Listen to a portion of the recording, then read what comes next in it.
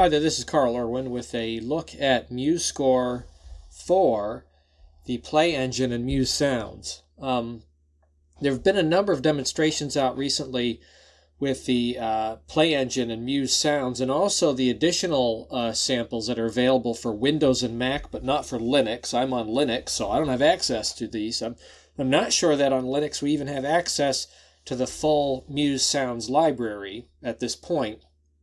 There's a bit of a lag in the development on the Linux branch. What we're going to do today is we're going to look at what I think some people are missing, what is required to get a good mock-up in MuseScore 4, because the purpose of these libraries, I believe, is to give you a very good representation, a realistic representation of what your music sounds like. But it's not necessarily intended for mock-up. But that doesn't mean that the engine and various sound libraries that are available for the engine can't be utilized for mock-up. And I want to look at what goes into actually improving the playback such that it is really quite realistic, not just a very close and a good reference for the purposes of composing. Obviously, people are going to want to use it to this end, and there's even some implication of that because the program allows you to export to WAV file. It allows you to export at various sample rates. It allows you a lot of capability. Even inside of the program itself, there are options for invisible elements, things that play back but are not visible, or elements that are visible but don't play back. You have the ability to set these various things, and all of that points to the idea of having a detailed mock-up. The last demonstration I saw in this showed the Cinesample samples, and then it showed the Muse Sounds samples, and then it showed the Spitfire samples that are available. And I noticed in all of those, they showed the mixer in that demonstration. And I noticed one thing is that everything was set flat, just as you see here. These are kind of the default settings. Everything's flat, no pan. The reverb is just whatever the reverb is that is applied to the instrument when you load it in. And I thought, well, that's a really bad way to demonstrate, because when you use the samples, you're going to modify various elements that are available to you inside of the mixer, at least at the beginning. So the number one thing we'll talk about is the mixer. That's the very first place that you want to go when you want to get a good mock-up. But first, let's take a look at what's going on here. This is Tchaikovsky, Romeo and Juliet, just two excerpts. I'm going to play this back. It's the opening and then a section from kind of, two-thirds, three-quarters of the way through that's a little bit bigger. I'm just going to play this. This is taken from a MuseScore.com rendition.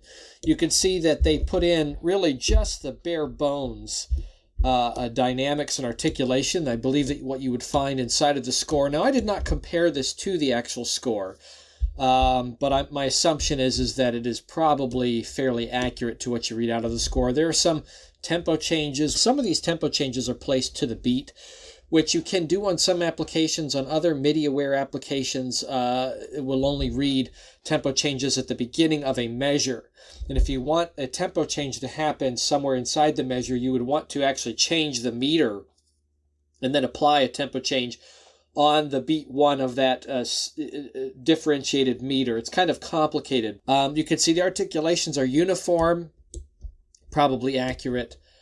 Let's listen to this. So this is just the plain file from MuseScore.com.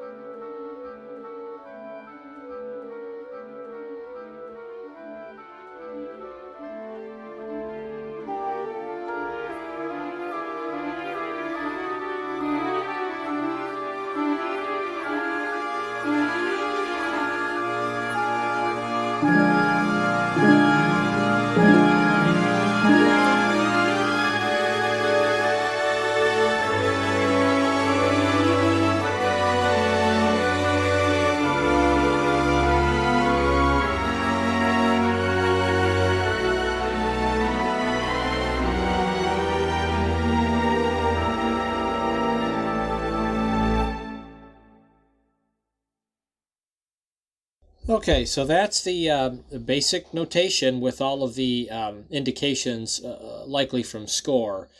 Now, why use this? Why not use some other piece of music? Well, this is something that you know. So if it's something that you know and everyone knows pretty well, it's very common to our ear and time tested, it's a better comparison as to change. If I compose something, and I've said this before, I can't think of a bigger waste of time than mocking up somebody else's music. So that's why I just downloaded this straight out. Someone else already did it. I did not take the time to go through this because I'd rather be writing my own music than entering notation of somebody else's music. But for the purposes of our demonstration, I think it's vital that we use something that you recognize. Now, I've got some other reference here as well.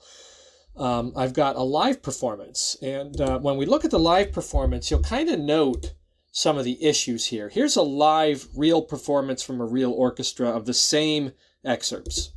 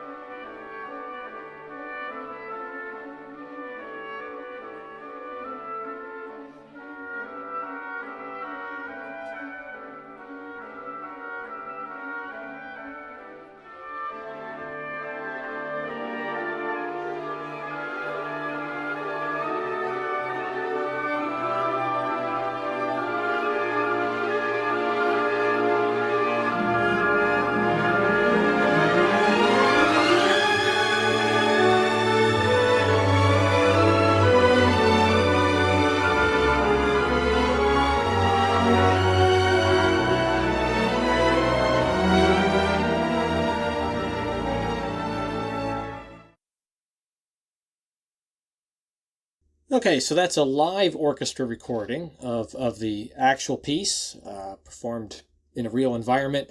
And some things that you'll notice right away, issues that stick out. First of all, the instruments sound like they're in space because they are. They sound like they're in a real environment. Things are closer to microphones. Things are further away from microphones. I don't know the microphone setup for this particular recording, but there does seem to be some depth in the instrumentation in comparison to where they're sitting on the stage in the live performance. Now, this would be different if it was being recorded for, like in a studio environment for a film score or something like that. But just assuming that what we're trying to mock up here is a live performance on a stage with a fairly basic array of microphones. You can hear that there is spatial difference.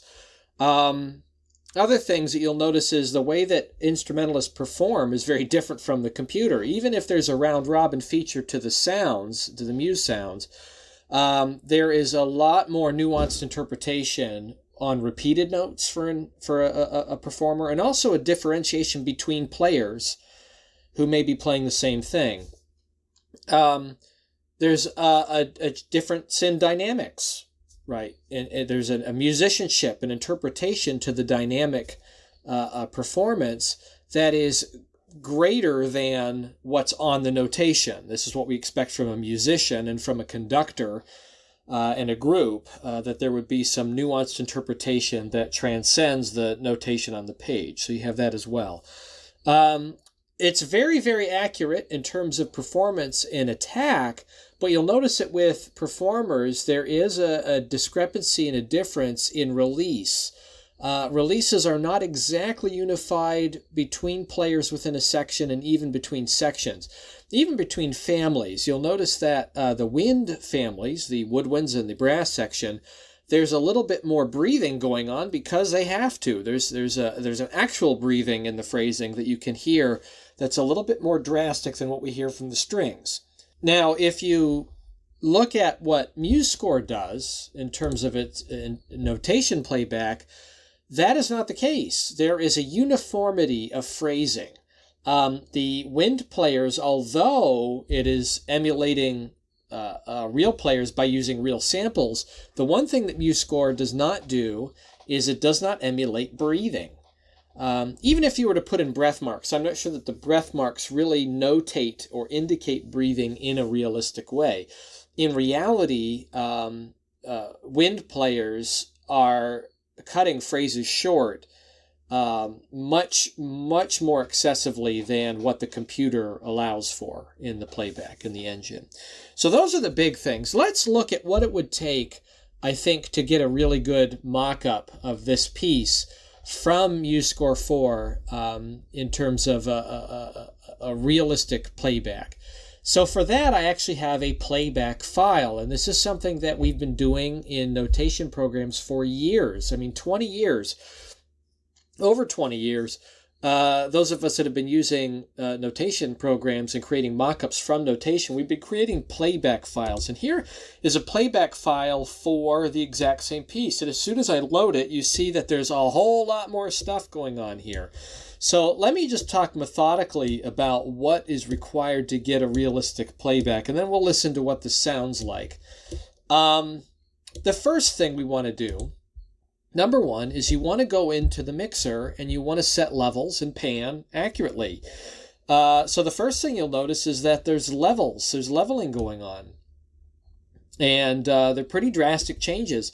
As I'm looking at the brass section, I really want to pump the trumpets way up, the trombones way up, bring the horns up, compared to everything else in the ensemble, because that is reality. In reality, you would have a trumpet, a section would really just drown everybody out if they're playing full bore. And you can hear that in the live performance that we don't really get from the Muse Sounds playback. Now, you may be thinking, well, why aren't the samples that way? Why don't the Muse Sounds people set the samples so that they're at those kinds of realistic levels? Well, I don't think you actually want that.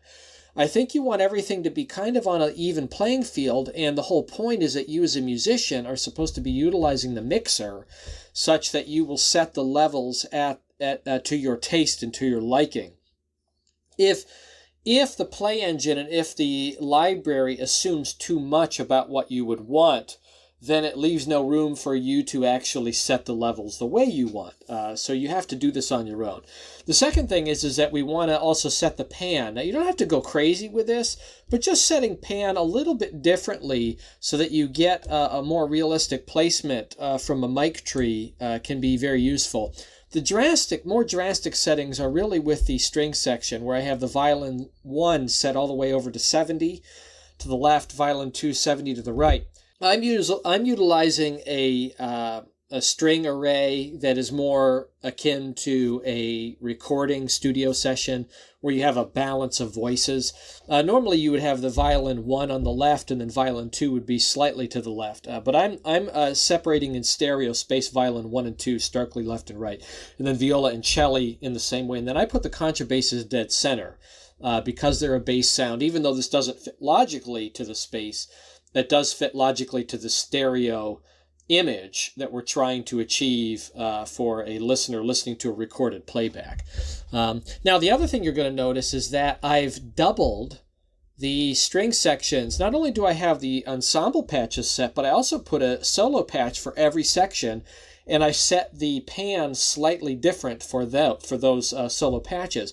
So whereas the violin 1 is 70 to the left, my violin 1 solo patch is 40. And I also bring the levels down for the solo patches compared to the ensemble patches. Not a lot, but just a little bit, so that you hear the solo sound kind of creep out in slightly different stereo locations compared to the ensemble patches, and this will add to our realism.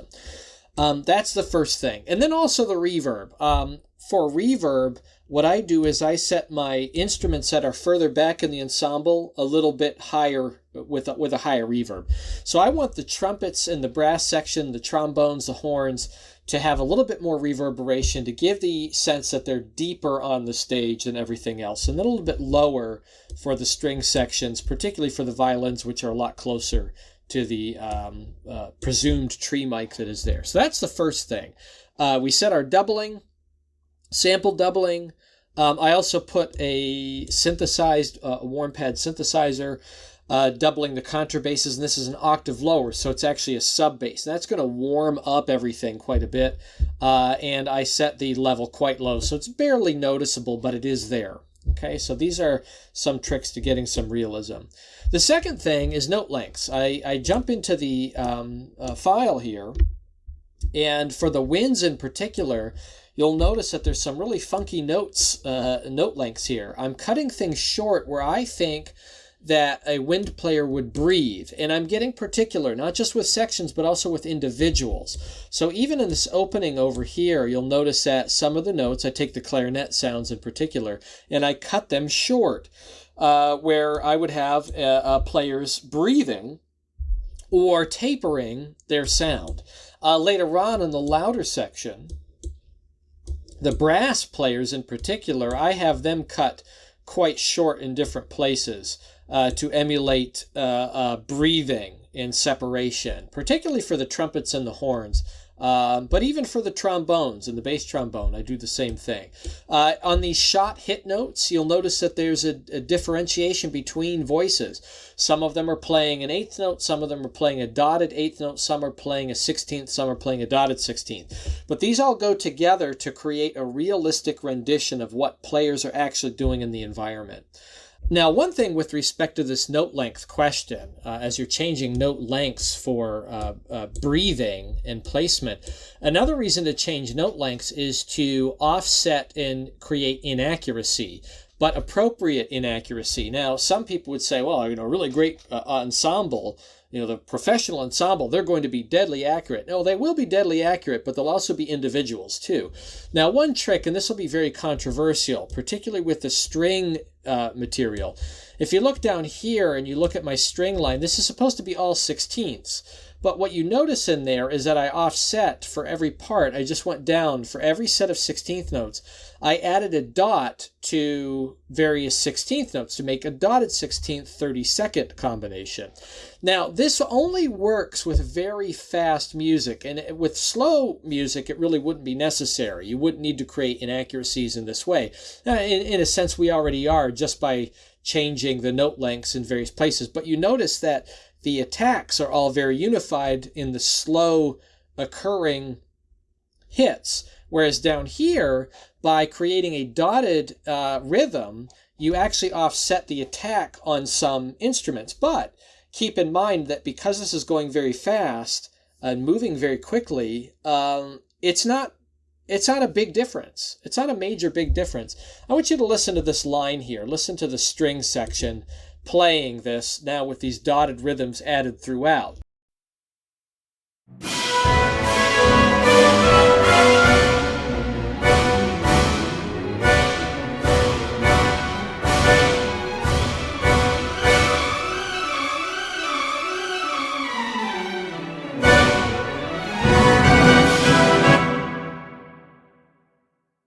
it obviously comes across as 16th notes. I mean, you don't really hear the discrepancy in and of itself. But if that discrepancy wasn't there, it would be very, very clean, and almost computer clean. It wouldn't make sense. So in comparison, for reference, this is the original file, and you'll hear here 16th notes in rapid succession, but they're extremely accurate. They're computer accurate. You'll also get to hear, in comparison, the lack of those solo string samples that we added into the playback file. So this is the original.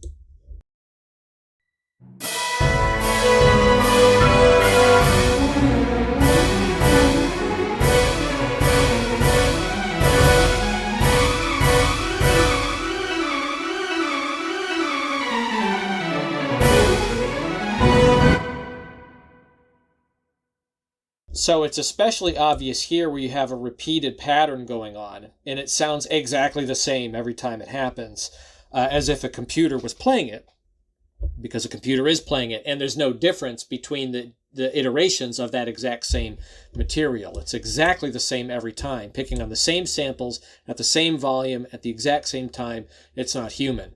On top of that, you can hear even these shot notes just in comparison to the playback file. Everything's playing so exact and exactly the same, each note for note for note. Even if it's picking on different samples in a round-robin fashion, everything is normalized to the point where you can hear that it's not human. That's I think the importance of changing note length to get those minor discrepancies that do exist in human playback, especially in a large group. Not to throw everything way off, but to throw it off just enough so that it sounds like professionals playing in a group very accurately, but also in a nuanced way very accurately. And that brings me to the next thing, which is expressive dynamics. You'll notice that I have a differentiation of dynamics. It's not just fortissimo all the time on these hits. I've got mezzo fortes creeping in every now and then. And it's changing. And it's changing between groups and between instruments and sections. It's not unified, which is more realistic. What we're trying to avoid here is that what we call a machine gunning effect, where you have samples articulating successively, and it sounds like it's the same exact sample. Even if there's a round-robin feature where you have a different sample playing, they are leveled to each other, and you can get a machine gunning effect even if it's picking a different sample. It's just playing exactly the same way every time, and that's not realistic. Now, another way to go to step number 4 here. So step number 1 is set your pan, your reverb, and sample doubling. Step number 2, set your note lengths so that it matches breathing, particularly for the winds. Step number 3, set expressive dynamics so that you have changes in dynamics. And then step number 4 is dealing with the same issue with articulation. If you look over here, we have these 2/16 figures between groups. What I'm doing is I'm mixing a regular articulation with a marcato articulation with a staccato articulation, and it is random. So between instruments, it's changing between the flutes and the piccolo, between the oboes and the English horn, between the clarinets and the bassoons, between the horn section, even just between the different voices in the section, it's different. And then for the trumpets to trombone and bass trombone, you can see that these are cycling around. And if you had a solo instrument, like a solo trumpet playing, you would want to set these such that it would emulate a real individual player. However, when you have a large group playing, you can be a little bit more random about this. And let's hear a little bit of what this sounds like up to this point.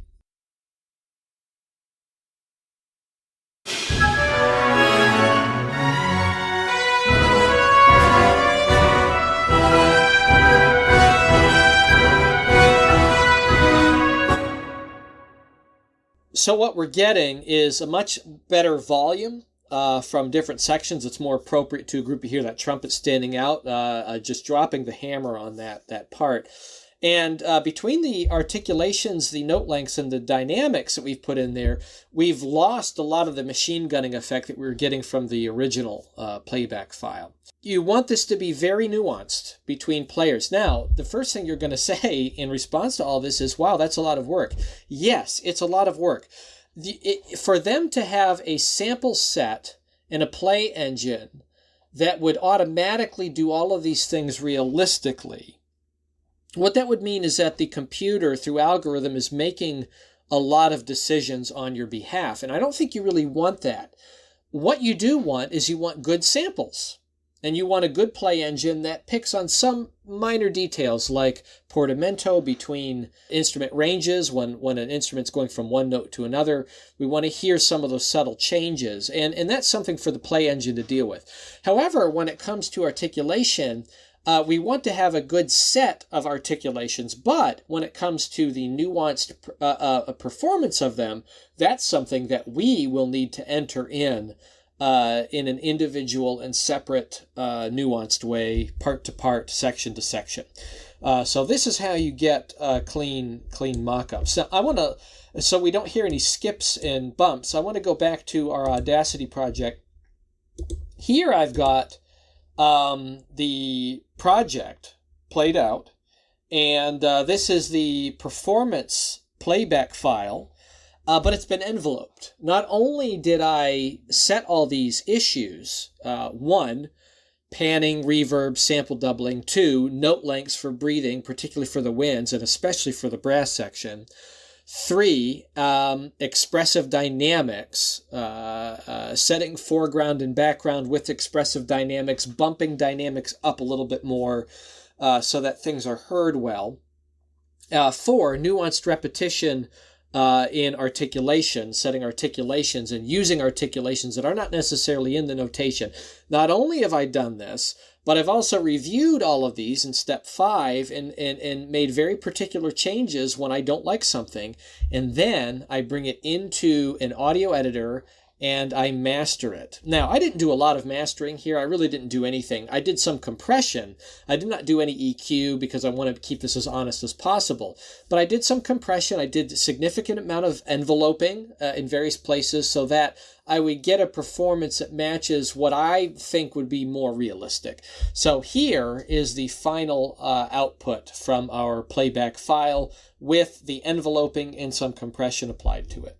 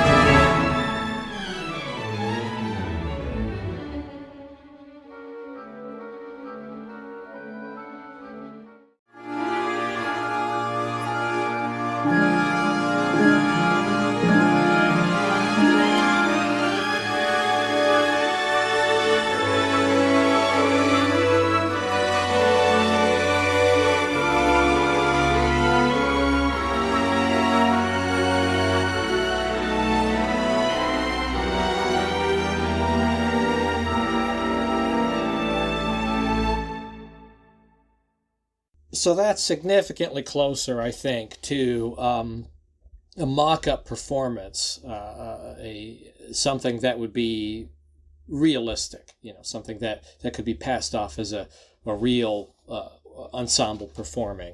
And these little details go a long way, but I just want to impress upon you that this is no different than doing a MIDI mock-up. When you're doing a MIDI mock-up, you never, ever, ever just rely on the samples. If you're doing that, then your mock-up's going to be junk. Whenever you're creating a MIDI mock-up, you're using good samples and an enormous amount of detailed programming in the MIDI data. So you're using, obviously appropriate velocity settings to call up appropriate samples, but then you're using modulation wheel settings, and you're also using expression settings. There's a lot of different things that you're doing in addition to what you're doing with MIDI data with respect to breathing and note lengths, offset, displacement, all these kinds of techniques. What you have to do is you have to import that exact same information, all those information layers that you do in the MIDI mockup with those great samples. You're not going to have a realistic playback from MuseScore unless you import that same data and apply it in the MuseScore setting, which is going to be in the notation. Now, I end this with an observation. Given that that's the way it is, it seems to me that a MIDI layer, there's a lot of discussion about adding a MIDI control layer to MuseScore 4. Well, if the goal is to have realistic mockup, it makes a lot of sense to have that MIDI control layer. I mean, you don't need it, obviously, because you can use the notation itself in a playback file to call up various samples the way you want to, and to change the lengths and whatnot. However, given that there is such a thing as digital audio workstations and MIDI sequencing, that really does make the most logical sense. Using that vocabulary that already exists and applying it into a layer underneath the notation. Now, you could do other things too. The other way is that you could have various kinds of settings and scales in terms of 1 to 10 scale on various attributes of the notation, in terms of length. Will this go all the way to the end of the note as you know it, or will you set it short, on a scale? Now, the problem with implementing that kind of a system, I think, is that you run the risk of it not being unified and logical across different elements. If you're going to do that, you would probably want to have the same scale applied to every single attribute. And that would be hard to, I think, be consistent with. MIDI entry really does make the most sense. It is the existing way by which we create realistic mockups. So if you have an underlying MIDI